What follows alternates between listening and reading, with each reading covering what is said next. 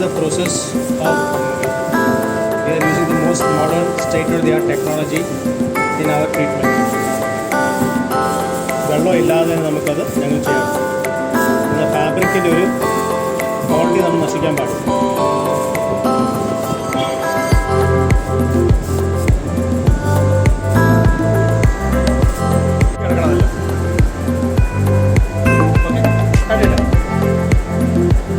Tough Staines നമ്മൾ ഈ ഒരു സ്പ്രേ മോഡലാണ് ഉപയോഗിക്കുന്നത്.